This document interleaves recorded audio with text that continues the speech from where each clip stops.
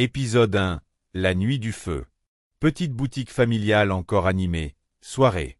Les parents de Christ sont dans leur commerce. L'ambiance est chaleureuse, simple. Mercia joue sous le comptoir, Ben et Benny taquinent leur père. À quelques mètres, deux hommes masqués discutent à voix basse. Braqueur 1. Ce soir, c'est simple. On prend l'argent et on disparaît. Pas de bruit. Braqueur 2. Le vieux refuse toujours de payer la taxe du quartier. On va lui apprendre. La tension est posée. Un mauvais présage plane. Christ, 15 ans, court avec un sac de pain. Il a fait un petit travail tardif pour aider la maison. Il reçoit un message vocal de sa mère, doux mais inquiet. « Mon fils, rentre vite. Il se fait tard. Je n'aime pas quand tu traînes la nuit. » Christ accélère. Les braqueurs entrent violemment. Le père tente de protéger sa femme et ses enfants. Les jumeaux tremblent, Mercia pleure. « Père, prenez ce que vous voulez, mais laissez mes enfants. » Braqueur 2, ouvre la caisse. Maintenant. Le père obéit. La mère serre les enfants contre elle. Le braqueur aperçoit un téléphone, panique, pense que quelqu'un appelle la police. Il hurle. « Bougez pas, sinon j'allume tout. » Il sort un dispositif artisanal, une sorte de cocktail explosif prêt à être déclenché.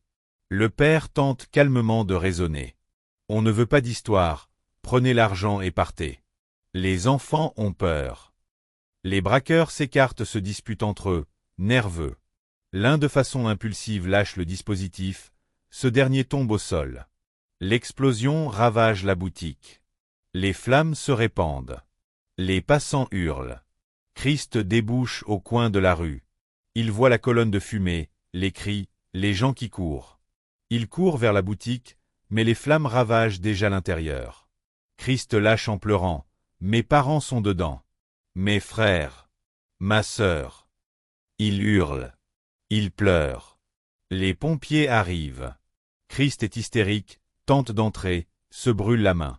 Les enfants sont finalement sortis, grièvement choqués mais vivants. Leurs parents, eux, ne sortiront pas. Les corps sont recouverts d'un drap. Christ se tient debout, immobile, prend Ben, Benny, et Mercia contre lui, traumatisé. Un pompier lui dit doucement. « Tu es leur grand frère. Tu vas devoir être fort. » Les lèvres serrées, les yeux remplis de larmes, il murmure. « À partir d'aujourd'hui, je serai père, frère et protecteur.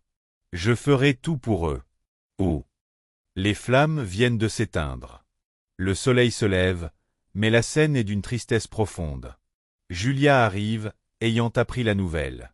Elle voit Christ effondré. Elle pose sa main sur son épaule. Le lendemain, elle apparaît derrière la triste famille. Julia dit à Christ, « Tu ne seras pas seul, Christ. Je te le jure. Tant que je respire, je serai là. » Et trois enfants endormis sur un banc, sans savoir que toute leur vie vient de changer.